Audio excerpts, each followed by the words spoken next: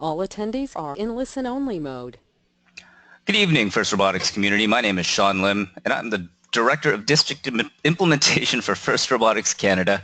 And I wanted to welcome you to our another installment of Ask the Experts. And tonight's webinar is going to be a programming crash course where we're basically going to go through the nuts and bolts of getting a very simple robot running in Java, starting from scratch. Tonight I'm joined by Paul Keaton, who will be acting as our moderator. And so for those of you attending, be sure to have those chat windows open. And as questions come up during the webinar, please do not hesitate to put in your questions into the chat. And Paul will be gracious enough to ask them on your behalf during the webinar, or if not, at the end of the webinar. But Paul, thanks for joining us. How are you doing this evening? I am okay right now.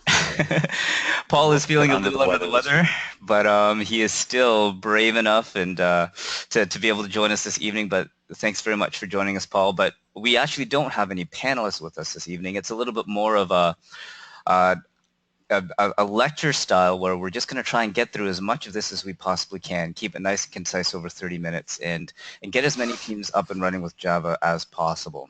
And so without further ado, we're going to just dive right into it. So a little bit about me and why I'm doing this webinar. I am actually the former lead programming mentor for FRC Team 610, the 2013 World Champions.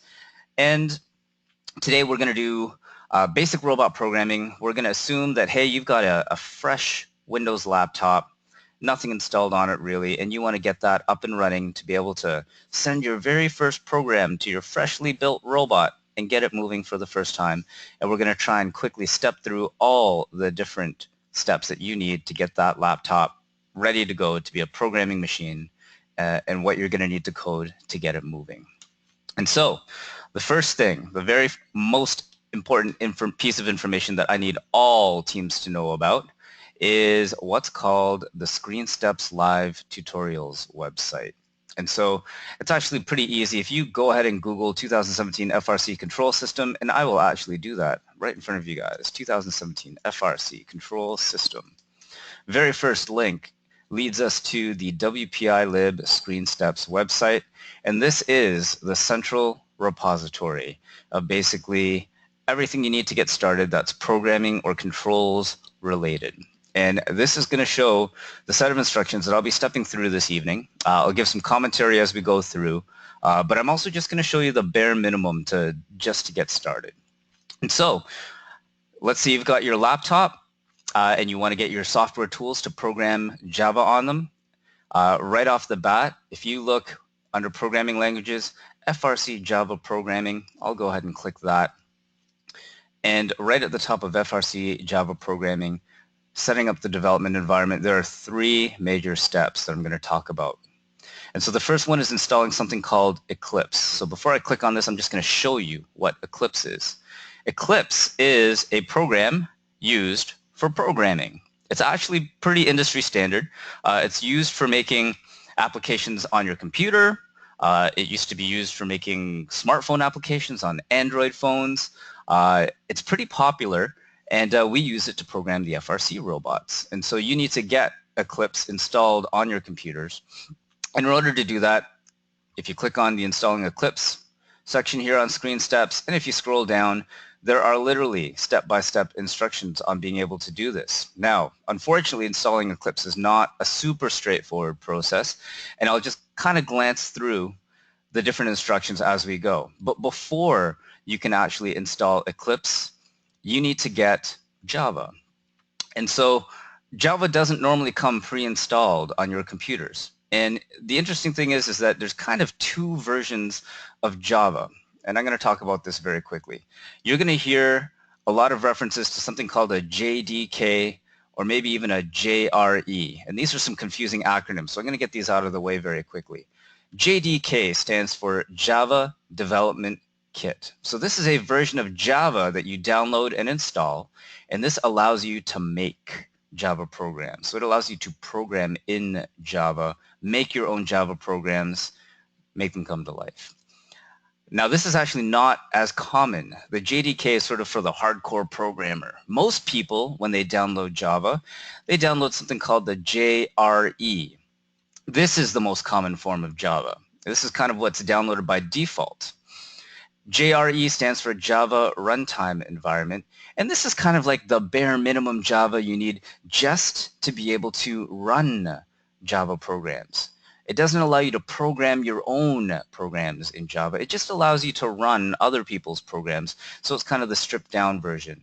And so if you can imagine, which is the one that we're going to want the JDK, the Java Development Kit. And so how do you get that? Well, if we continue to follow these instructions here, getting Java, there's actually a nice link in these instructions here that you click on. It goes right to the Java downloads, and it'll go to that JDK, the Java Development Kit. And there's two links here, and you'll notice that they reference the Windows machines, and this is a bit of a preference, but I will strongly encourage you guys to program on Windows machines for a bunch of different reasons that will come up throughout this webinar. Most of the programs that we're using, actually, not most of them, but a good number of them, enough of them are Windows only that you're probably going to want to have a Windows machine. So you're going to want to download Windows, either the x86 or x64 version. It says here you should match your Eclipse version. I'm going to tell you guys, if you have a relatively modern computer, you're probably going to be downloading the Windows x64 version. But if it's an older computer, you may want to consider the x86 version, and actually I should probably do this properly. It'll depend more so on the version of Windows that you're using as well. And what I'm going to do is I'm just going to very quickly show you how you're going to check. If you click on your Start button here, and normally it's kind of clicking on My Computer, but under Windows 10, I'll right-click on the File Explorer, and if you go to More, and if you go to Properties, hopefully the screen will look familiar to some of you, but this screen shows you a little bit about the Windows version that you're running. And there's a line here that actually says System Type. And for my computer, it's a pretty new computer. It says 64-bit operating system. If you're running an older computer, it might actually say 32-bit operating system. You're going to want to take note of that because this will dictate all the different types of software that you'll download from this point forward. So in my case, because I'm running a 64-bit version, I'm going to download all the versions that say 64. If you have a 32-bit version, you're going to download the other versions, which say x86, or they may say 32-bit as well. So if you download this Java and install it, it'll go ahead. It's pretty straightforward. There's no screenshots here, but it'll install Java on your computer. So that'll give you the ability now to run and create your own Java programs. The next step is actually one that we're going to skip. This applies for teams which are programming in C++, but since we're just doing Java today, we'll go ahead and safely skip that. And then as we go down, getting Java, there's a nice little link here that says go to eclipse.org. You click on that, you'll get the screen. A nice red arrow, click on the download button. And then now, once again, you'll have a choice. You're going to click on Eclipse IDE for Java developers, and it will give you a choice, 32-bit or 64-bit. And just going back in time, checking your Windows version, that will determine which version you're going to get. I'm running a relatively new computer, so I would click on the 64-bit version and download that. And if you follow the instructions again, it'll show you actually how to unpack Eclipse. Unfortunately, they don't have a nice installer that you just double-click and install it. It comes in something called a zip file that you need to sort of expand, but there's instructions here on how to do that. And then it also shows you how you can just drag it into your program files on your computer. And last but not least, once you do that, you're going to go ahead and double-click on the eclipse.exe file. And that'll be inside this Eclipse folder that you will have unzipped, and that will start Eclipse for the first time. There's a neat little note here that says Pin to Start menu, and I'll explain what that is very quickly. This is the Eclipse logo down in the bottom of my screen here. It's kind of like this purple circle with some 3 lines right across it. Eclipse can be a little bit hard to find once you've installed it. The first time you run it, what I like to do is Eclipse will pop up down here, and if you right-click on that and click Pin to the Start menu or Pin to the taskbar, you'll see that Eclipse will stay there forever, and you can just click on it very easily and have it pop up. So starting Eclipse for the first time, it's basically going to ask you, select a workspace, which is where you're going to save your files. Just leave it at the default. You don't need to do anything there, and just hit OK. Now, If you decide to change your mind, if you want to change programming languages from C++ to Java, the next few sections will apply to you. So let's say you installed the Java version, but you want to program in C++. You can follow these instructions to add C++, but we're going to skip that because we're going to stick to Java. And there's some instructions for vice versa. Maybe you accidentally installed the C++ version of Eclipse and you want to switch to Java. There's some instructions there, but for now we can skip that as well. But this is where things get very, very important. Once you have installed Eclipse, you'll be able to click on Eclipse and it'll start up and you'll get a window that kind of looks like this. Now, Eclipse is made to program Java programs on your computer. It's actually not specifically made to program your FRC robots.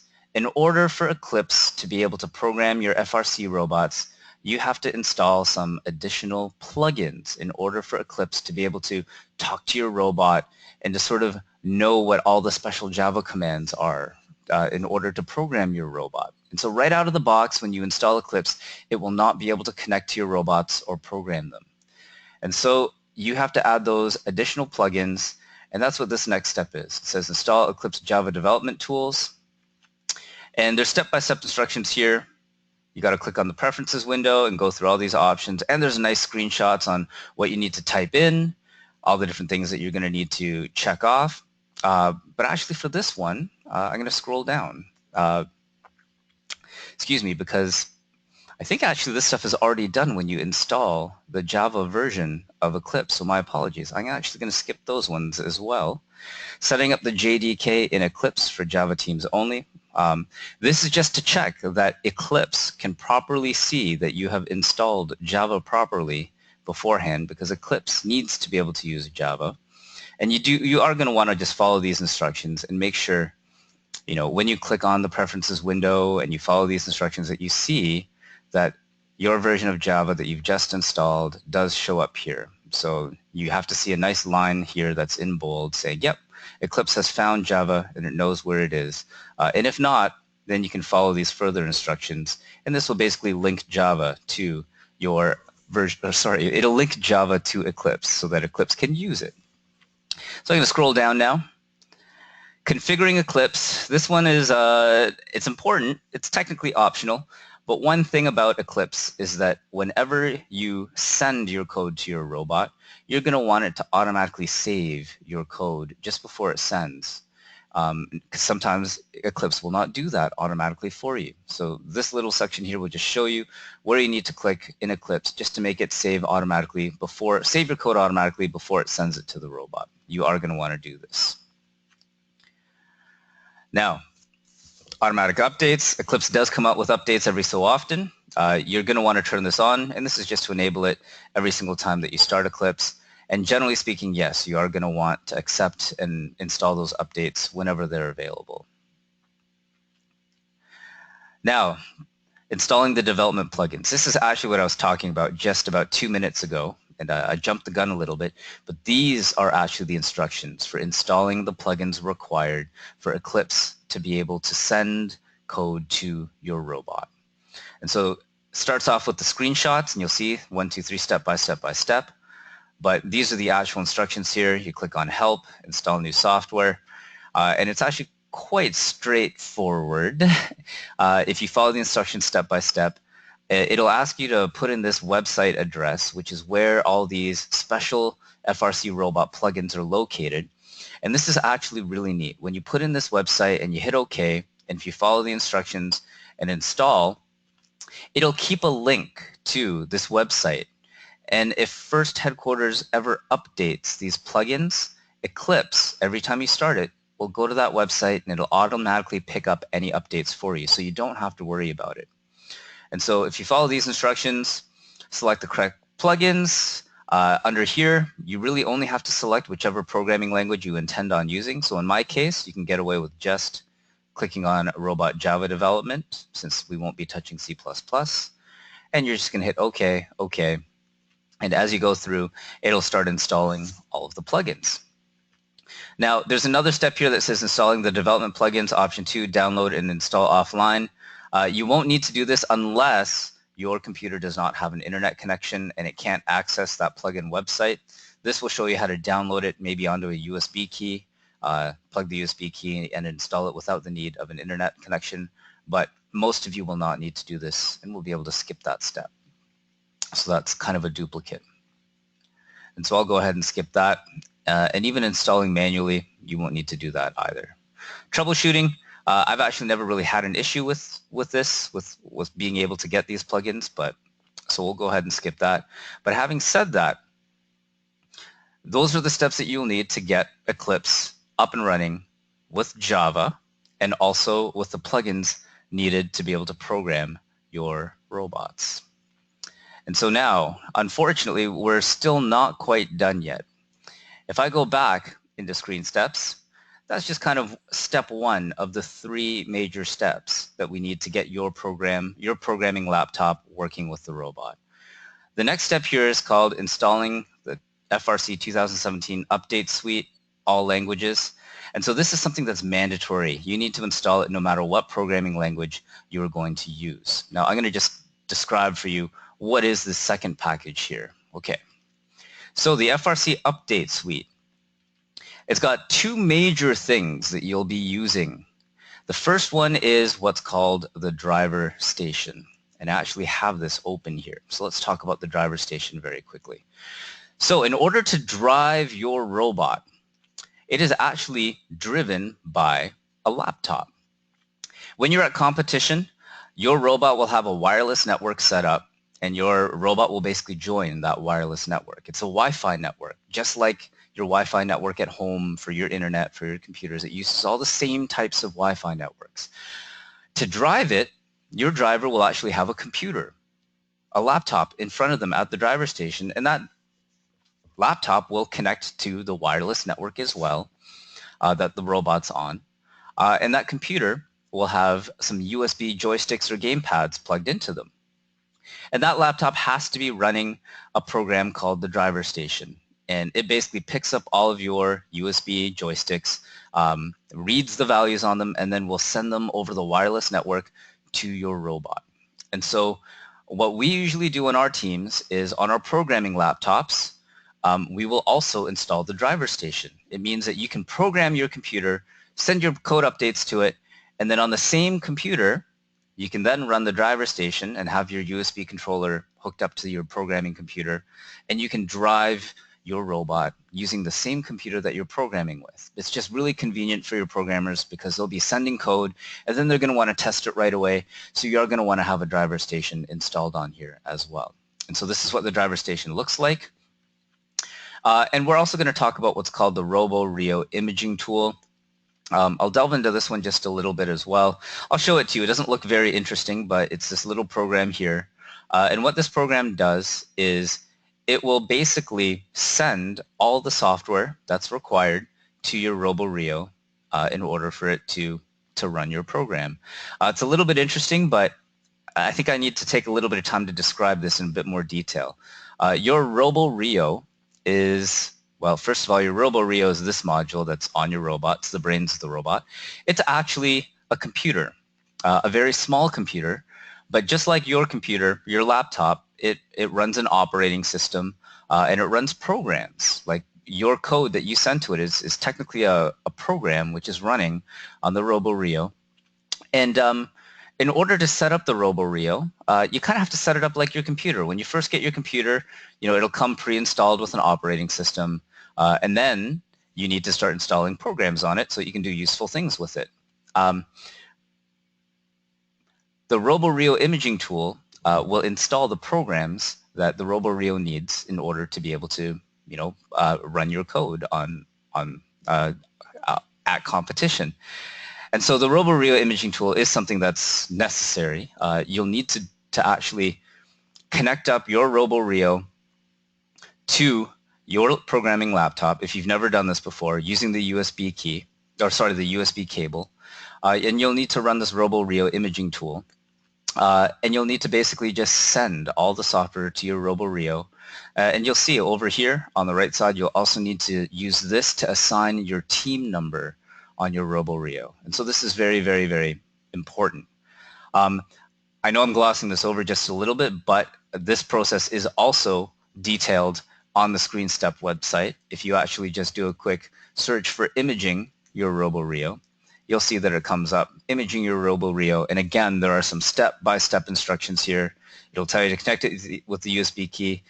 It'll show you where the imaging tool is. And it'll show you the steps to assign the team number and send it over.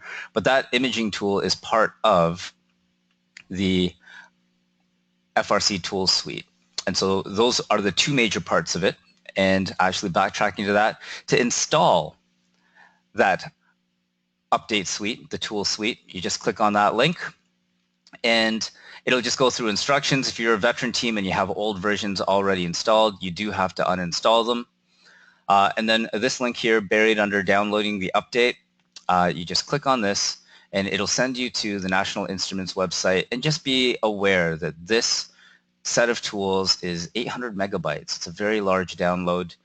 You may want to try and just download it once and maybe keep it on a shared drive or on a USB key so you don't have to download it too often because it takes a long time. But it's there and it's a pretty straightforward installer. And as you go through the installer, there are some screenshots just to be able to step you through it. And you'll see right here the driver station's there and the imaging tool is under the utilities. The gamepad tool I don't really use, but well, we can talk about that later on. But as you go through it, it'll ask you for a serial number. The serial number would have come in your kit of parts. There's a cardboard envelope with National Instruments tools on it. And on the back side, you'll see there's a serial number specifically for your team. Make sure you punch that in and go ahead and install everything. And these screens are all pretty straightforward. And I'm pretty sure I can gloss this one over pretty quickly. But once you install those, that will take care of step number 2 of the 3 major parts in getting everything set up to go. And last but not least, this one is a little bit tricky. The last one is called installing Java 8 on your RoboRio using the FRC RoboRio Java installer. And so this one is a little bit tricky as well. You may have recalled that I said that, hey, your RoboRio is basically a computer. It's got an operating system. And the very first step that we talked about was installing Java on your computer that you're going to be using to program. And we talked about the JDK versus the JRE. It turns out that your RoboRio, with it also being a computer, you have to install Java onto it as well so that it can run Java programs that you send to it. And so if we click on this link, this steps you through that process as well. I wish this one was a little bit more straightforward, but the instructions are at least quite good. There is an automatic program that will basically download Java for you and send it to the RoboRio and install it. And that is actually automatically installed on your computer when you install Eclipse along with all the plugins. And as we go through these instructions, it'll just show you where it is installed on your computer automatically. And it's a little bit tricky to navigate to, but if you go to C users, the name of your user, WPI lib tools, java installer.jar, it's buried in there. It'll show you the Java installer application, and you'll see a whole bunch of screenshots that'll step through it. And if you hit next and just follow the instructions, it'll step you through downloading Java for the RoboRio. And so once it downloads Java for the RoboRio, you'll have to sign up for an Oracle login in order to do this. But what it'll do is it'll download it first to your computer, and then it'll ask you to connect your RoboRio to your computer, and then it'll send that version of Java to your RoboRio over a USB connection. And so once again, it'll ask you just to input your team number. But those are all the steps that will set up your RoboRio and your laptop to be able to accept a Java program. Once again, I know I had to gloss over those very quickly, but the nice thing is that this will be archived on YouTube. You'll be able to pause and kind of follow along, and all the instructions are in great detail right on the ScreenSteps site. But once you've installed Java on your RoboRio, congratulations, you have now completed the 3 major steps in getting both your programming laptop and your RoboRio ready to accept a Java program.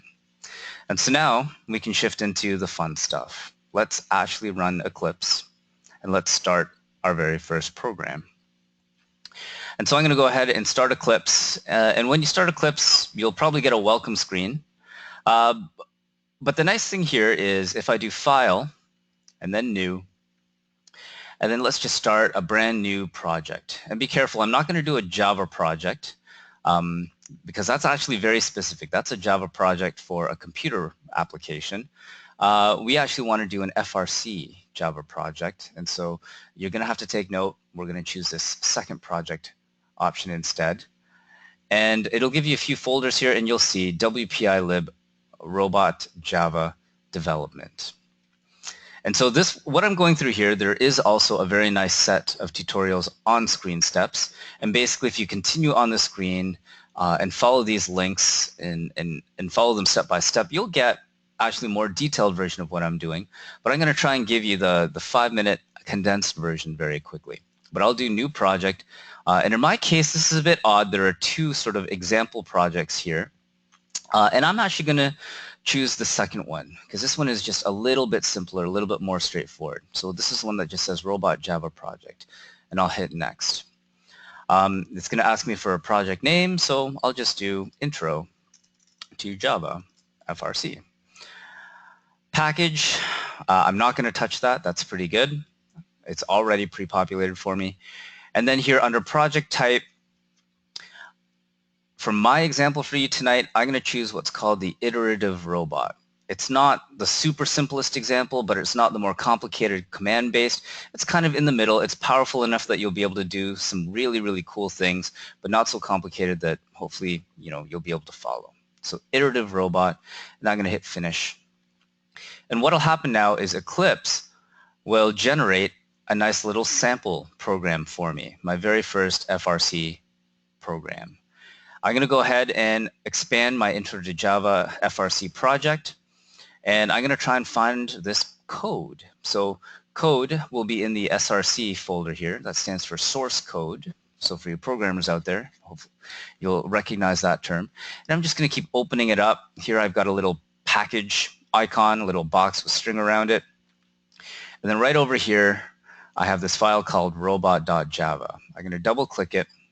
And for those of you who have programmed in Java or even C or some programming language, this will kind of look a little bit familiar to you. This is what code looks like. And it's going to look a little bit complicated, but let's talk about this code. And basically, we're going to chop it down and break it down into sections. So actually, I'm actually going to delete some of it for now because a lot of it is really a little bit more than we need to look at. But first of all, what I want to do is talk about the different sections of code which are automatically given to you here, because that's the most important thing. So as I scroll down, you're going to see some very interesting sections like teleop periodic. And so this is where I'm going to scroll to first. So teleop periodic, this is actually the section of code which is going to house all the code that you use to drive your robot. So when the match starts and it goes da-da-da-da-da, there's 15 seconds of autonomous mode, which is your robot driving on its own for 15 seconds, and you're not allowed to pick up the controls and drive it. And then after those 15 seconds, your drivers pick up the controls, and now they can drive it. That period of time where they can drive it is called teleop periodic. And I'm going to focus on this one for now, because this is the most important one. The majority of the match you're able to drive, so you're going to want to work on that first to make sure you can drive your robot. It's the most fun part too. And so teleop periodic, this is a section of code that runs during the teleop part of the match. And what will happen here is that any code that you put inside these two curly brackets, and this is what a curly bracket looks like, any code that you put inside here will just loop over and over and over again while your robot is playing the match, while you're trying to drive it. And so what I'm going to do is I'm going to start putting some code into here just to start driving some motors and just start doing some very basic things. Now, in order for me to put code in here, what I'm eventually going to do is I'm just going to make teleop code just to spin some motors. Let's do something really, really, really basic. And so spinning up some motors. if we take a look at our control system here, the RoboRio, you'll probably have a few of these. These look familiar. These are one popular type of motor controller. You'll have these hooked up to a motor on your robot. And let's say this one is hooked up to your drivetrain. Maybe you've got 4 motors on your drivetrain, and we've got 4 of these Victor SP speed controllers, motor controllers hooked up. And let's just get one of your drivetrain motors running. So let's say you've got a motor on the front left of your robot. You've got a motor controller hooked up to that, and that motor controller has a cable that plugs into your RoboRio, and it'll plug into one of these PWM ports over here. And for the sake of argument, that one motor that we want to get spinning is plugged into PWM 0 right over here. Let's get that motor spinning.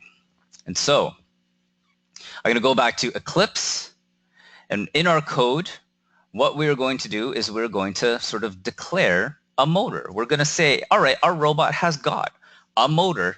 Let's start being able to use it.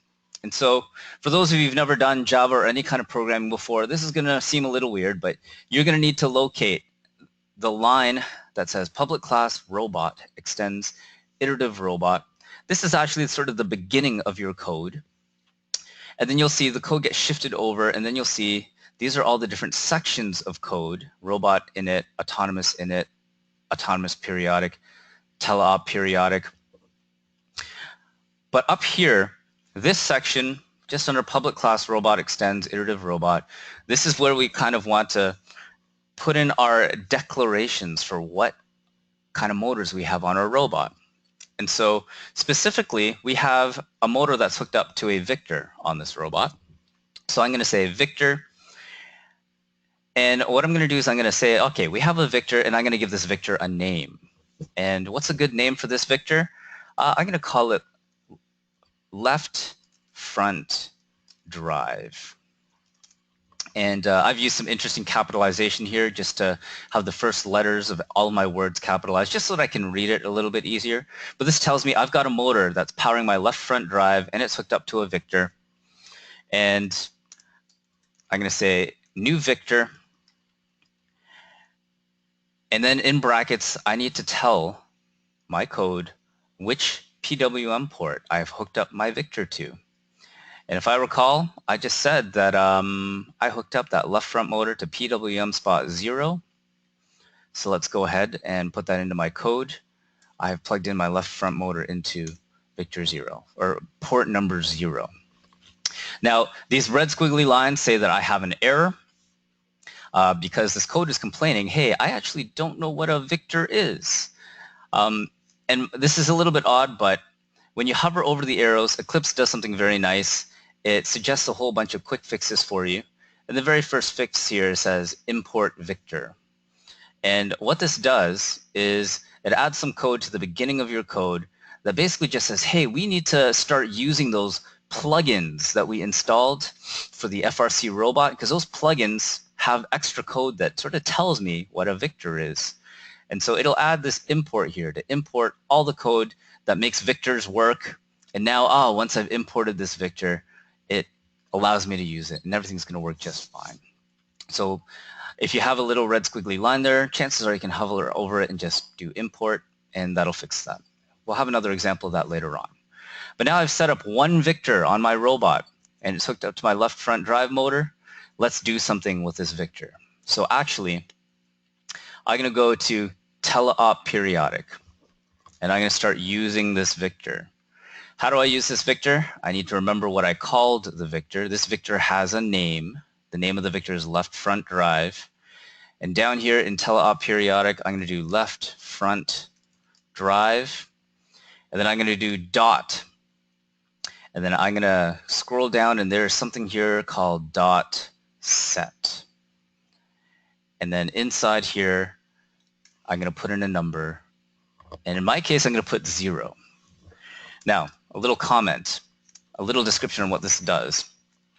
Run my left front motor at speed 0. And so that's what this line of code actually does.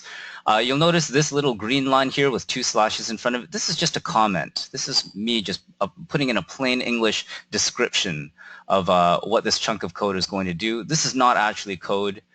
The computer, the RoboRio, will ignore anything that's a comment. And so you'll see anything that you have with 2 slashes in front. And these are all comments up here too with the slash star. These are just plain English comments for you to put in there just to describe things. But this command runs my motor at speed 0. Well, that's not very interesting, because if I were to run this code, it would run my left front drive motor at speed 0 and nothing would run. It's not a very interesting program. So let's make it a little bit more interesting. Ladies and gentlemen, please do not do this at home. But I am now going to change this up and say left front drive dot set 1.0, and this will run my left front motor at full speed forward. And so one little detail, these numbers, when you punch in a speed, 0 means stopped, 1.0 means full speed forward. And for those of you following along with me at home, if I were to put 0.5, that would run that motor at about half speed. And for those of you really following along, if I were to do negative 0.5, this would run that motor at half speed backwards. So you do have full license to run your motors at any speed you want in forwards or backwards directions just by changing this number here, and that will set that drive to that particular speed. All right, so this doesn't sound too interesting for now, but I will set this program to run everything full speed forward, or run my left motor full speed forward, and then we'll move on, because we'll run this code virtually, and as I run it, if you can imagine, this robot will probably start running and start spinning in circles. It'll just have its left front drive motor running and not much else, and it just kind of spins around in circles. Not very interesting, and it'll just do this forever for the entire match. And I hope you guys don't end up with just a program that does this at competition. Hopefully you'll be able to build up on that by actually being able to control it with a joystick. And so let's actually do this. Let's add in a joystick to this.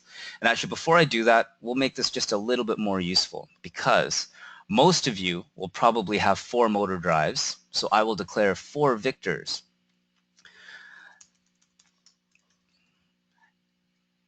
And I'll just say that, hey, I've got a left rear drive. We'll plug that into port number 1.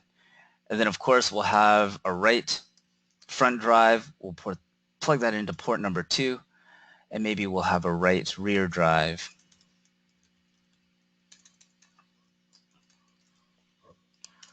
And we'll plug that into port 3. So now we have 4 motors driving our robot. They're plugged into port 0, 1, 2, and 3, respectively. And now I have 4 different victors that I can start running.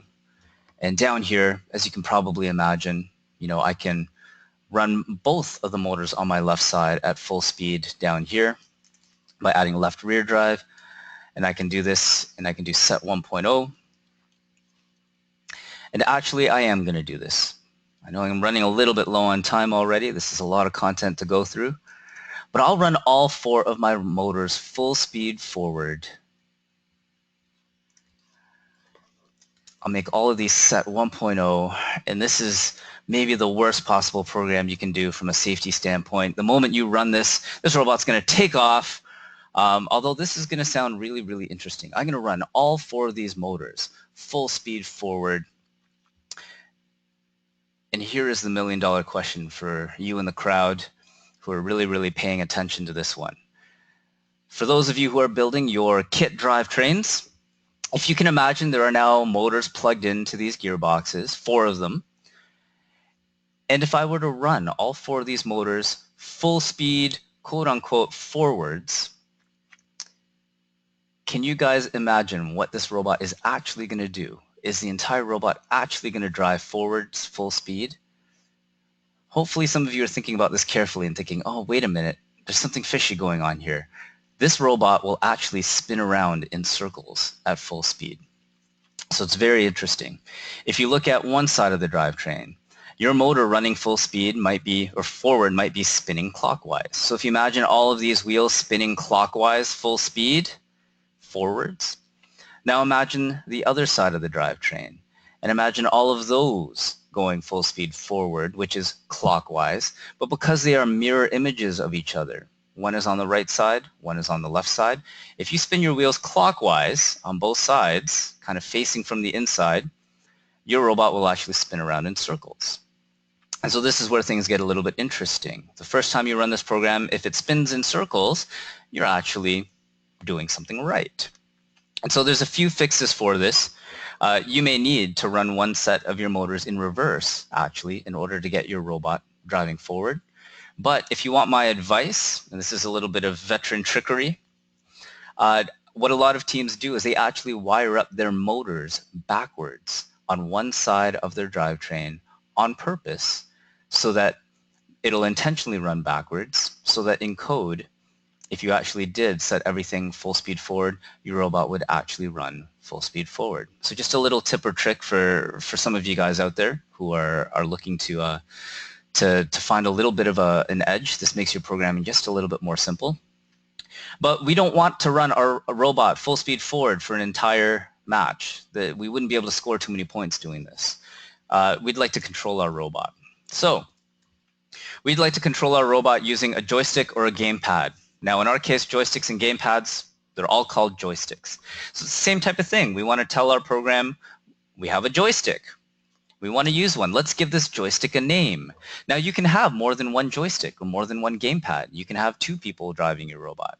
And my old team used to do that. We'd have one gamepad for the driver, one gamepad for the operator. The driver would simply drive the base of the robot, just get it from point A to point B. The operator might operate the intake, the shooter, maybe the gear deployment mechanism, maybe the climbing mechanism. But let's just talk about one joystick for now. And let's just say we only have one driver. And I'm going to give this joystick a name. I'm going to call it the driver stick. And we're going to use the same type of format here. I'm going to say driver stick is going to be a brand new joystick. And this is interesting. Joystick, we need to plug in our joystick somewhere. And I need to put in a number here. Well, our joystick is going to plug into our driver station. It's going to plug into the laptop at the driver station that's going to run this driver station program. And so let's talk about this driver station one more time. I actually happen to have, let's get my webcam going here. I actually happen to have a nice Logitech gamepad here that I've plugged in to my computer that's running my driver station. So I just wanted to show this to you very quickly. On my driver station, when I plug it in, it shows up here under the USB icon. And actually, I'm going to have to show you this. There's a whole series of buttons on the left side here. If you click on the USB, this will show you all of your USB controllers which are hooked up to your driver station. And this Logitech dual action controller happened to have been the first thing I plugged in, and it is right here plugged into USB port 0. And this is kind of interesting. You can actually drag this around and rearrange your different USB ports, or rather which USB control number you want this to be. And so this controller that I'm holding right now, I've dragged it down to spot number 3, but I'm actually going to want it in spot number 0. I want this to be called joystick number 0, so I'll make sure that I drag it up to the top. There it is. So to access this controller, I'm now going to jump back to my code and say I have a joystick hooked up to joystick 0. So if you plug in multiple controllers, you'll see more items in green here, and you can rearrange them. So if I have a second controller, you'll see it pop up here, and you can put that into slot number 1. And if you need to tell the difference between them, this is kind of nice. As you push buttons on the controller, or if you move sticks around, you'll see them react. And mostly when you push buttons, you'll see the exact one highlight green here. And so, joystick, driver stick, new joystick. This is me saying, I have a joystick that I want to use. I'm going to give it a name called driver stick, and it's hooked up to port 0. Oh, I have my red squiggly line here. And that's an error, so if I hover over it, it says, you need to import joystick. I'll click on that fix over there.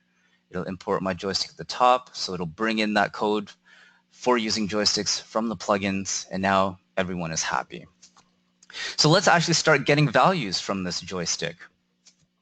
Well, if I go down here, instead of running all of my motors at a speed of 1.0, or 0, or punching in a number here, what I actually want to do is I want to take what value the joystick is giving me. And if I go back here and I show you the driver station, and actually I'm going to implement something called tank drive. What I'm going to do is, let's get my webcam going here one more time. But I'll show my joystick. Here is the stick on the left. When I push that up and down, I'm going to want my wheels on the left side of my robot to go forward and backwards, and the stick on the right. If I push that up and down, I'm going to want the wheels on my robot on the right to go forwards and backwards. This is called tank drive. So if you want to drive forward, you push both of them forward. If you want to drive backwards, you push them both back. If you want to spin around on the spot, you can push one forward, one backwards. You know, and this is one of the most basic ways to control your robot. And the code actually looks relatively simple. So let's go ahead and do that. What I'm going to do is I'm actually going to see which sticks show up where on this driver station program. And so my left stick, if I push it up and down, I don't know if I'm doing that properly. There is up, there is down. Okay. So if I go up and down, you'll see that axis number 1 is going up and down here. And this slider is actually showing us some values. And I'm going to tell you guys a little bit about these values. When the stick is in the middle, like this stick is going to output a value of 0. When I push it all the way up, you'll see the sliders all the way to the left here. That's a value of -1. If I push it down, that's going to be a value of +1. This is really nice because that matches up with the numbers that we're going to send to our motors. They also go from -1 to +1, where in the middle, stopped, is 0. So here is what we're going to do. Left front drive. Instead of putting in the number 1.0, what I'm going to do is I'm going to create something called a variable here. And so a variable, again, is going to be something that I'm going to name, and I'm going to call this left stick value. And so what I'm going to do is I'm going to create this word called left stick value, and it's going to hold whatever the value is on my left stick. And so I have to get that value from my joystick. And so if I go back to my top, what did I call my joystick? I called my joystick driver stick. Okay, so here we go. Let's put in a driver stick, and then I'm going to put in dot. And then now dot has something here called get raw axis. What this will do is it will read one of these axes on my joystick, and we just need to put in a number here corresponding to which axis on our joystick we want to read. And what do we mean by that? Let's go ahead and open up our driver station here. And I want my left stick value, the up and down. And so when I'm going up and down on my left stick, and I'm doing it very carefully here, I know my screen is really hard to see, but you can see this slider going up and down, and this is axis number 1. It shows up right on my screen here. That is axis number 1. And so what this will do is this line of code on the right side will get the value from my joystick from axis 1.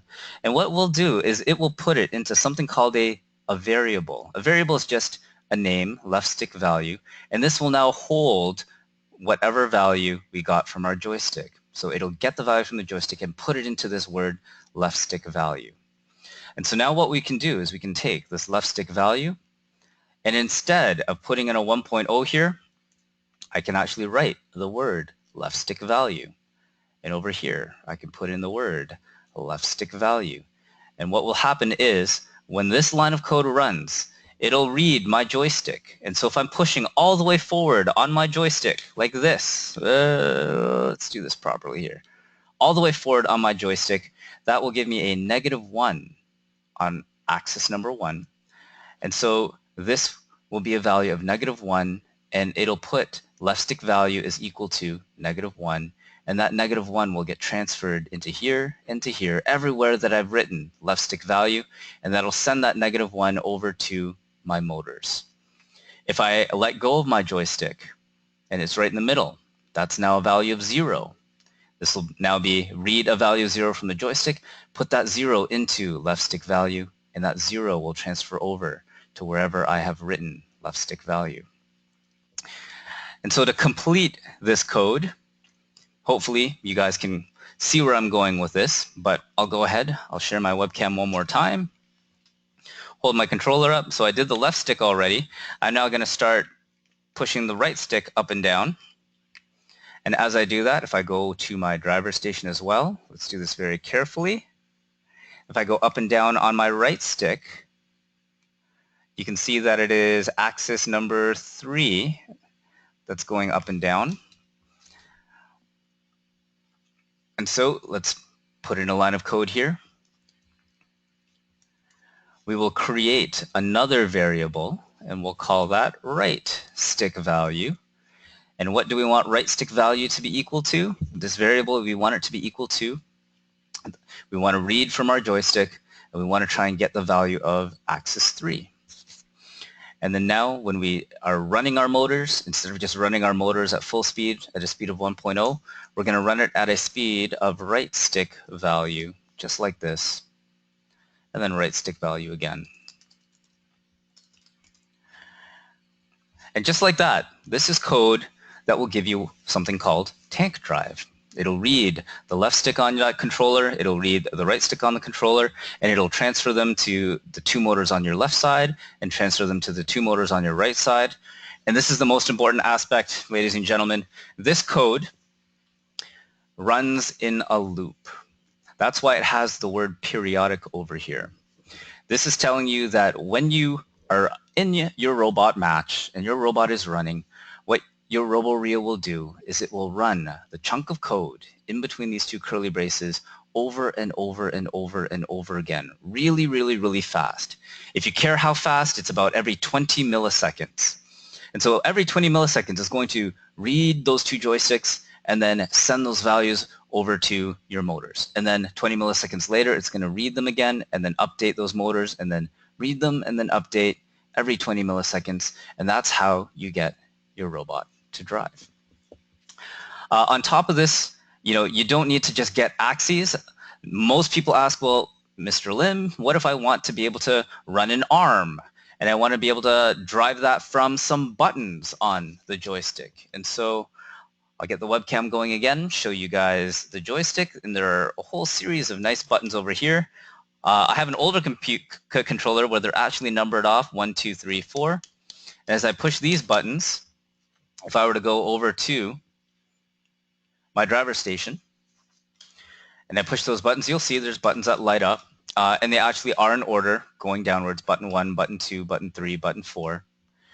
And again, if I wanted to drive some motors with those values, well, let's add another motor. Let's say you had a motor to be able to, well, I don't know, to drop down a flap on your gear mechanism, or just to run your gear intake mechanism or your gear spit mechanism, whatever it is. So we'll just call this gear spit, we'll say. And let's say it's driven by a motor, and you can say Victor gear spit equals new Victor. And where's this guy going to be plugged in? Oh, I don't know, maybe you plugged it into port number 4 on your RoboRio. And so we'll hook that up to number 4. And we want this motor to run whenever I press button number 1, we'll say. So how does that code work? Well, this is actually not too bad. Down here,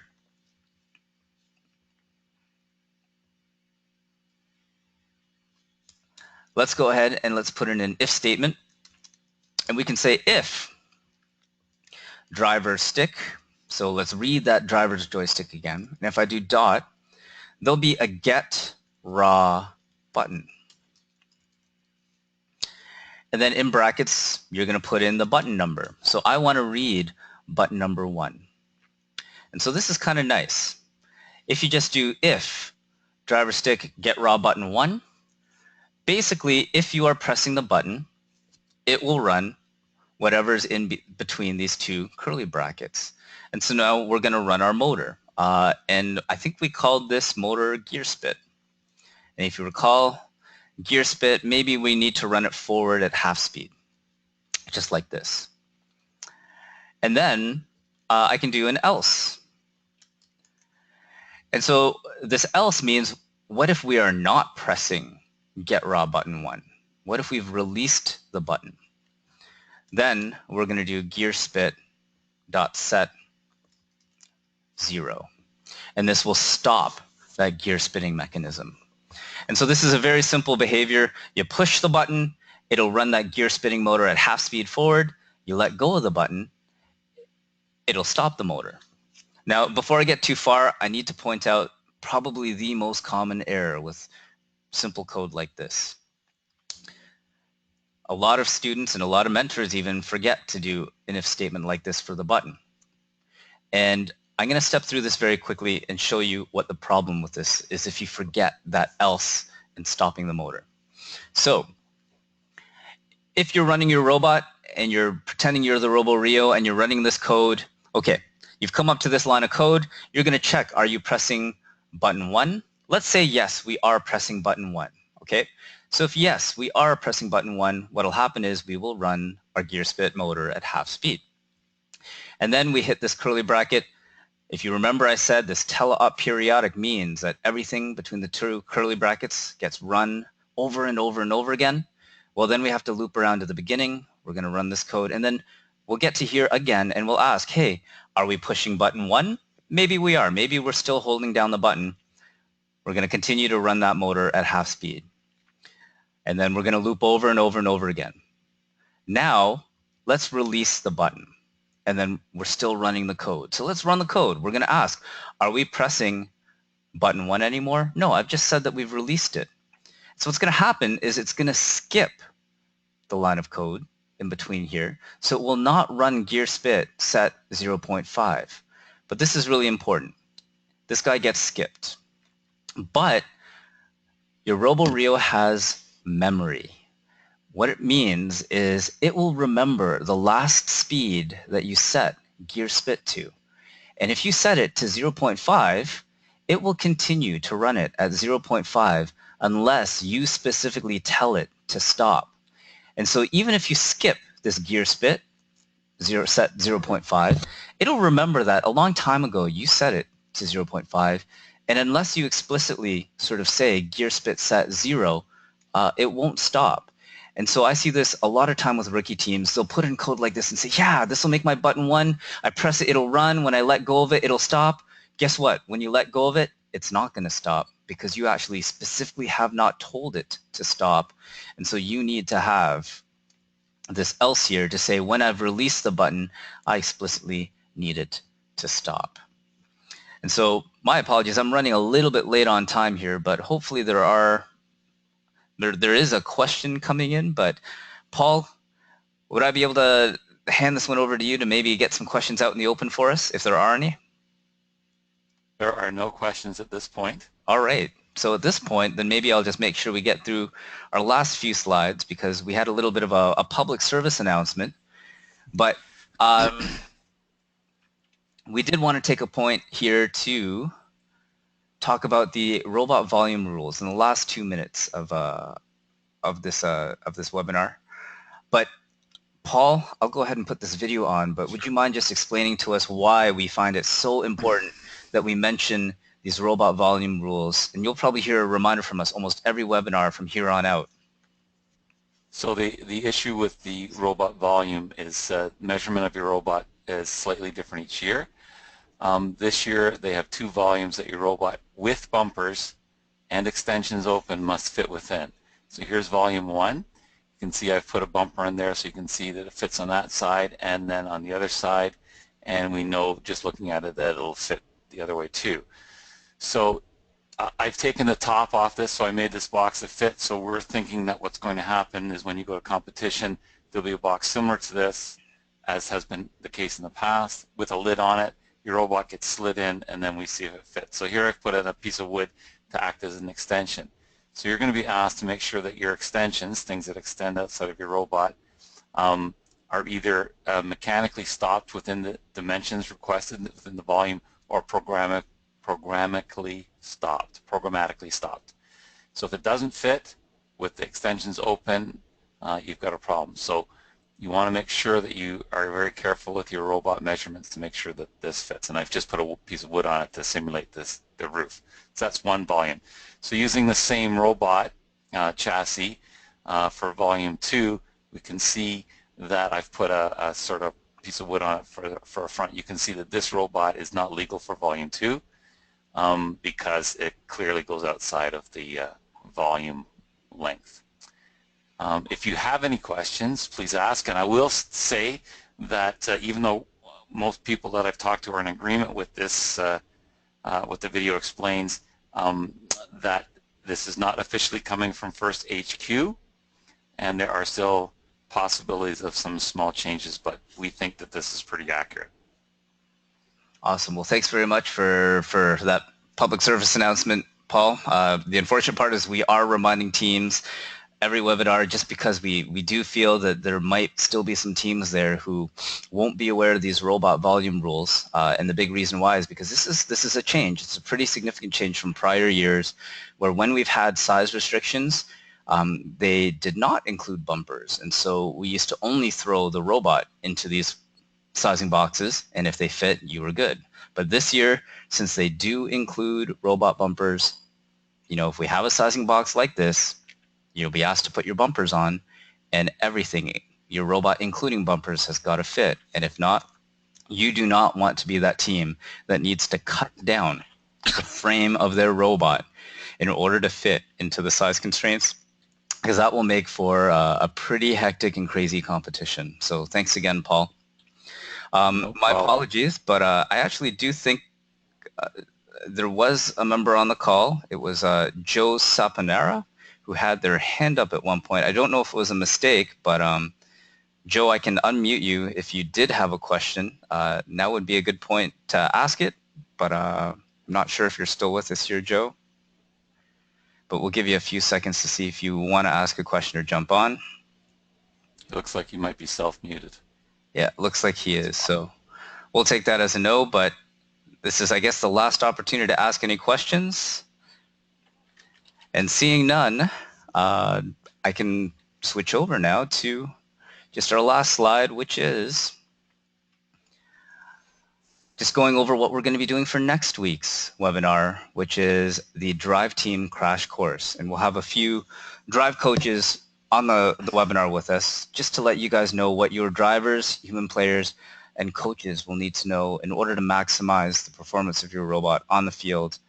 This is one of the best, and I won't say easiest, but we'll say highest yield, maybe lowest effort ways to maximize the performance of your robot on the field. It's just kind of figuring out whose role, or what everyone's role is, and what exactly you're going to be doing on the field the moment that the buzzer goes. So this will be a really interesting discussion, and we'll have some very accomplished coaches on the call with us to be able to go through that.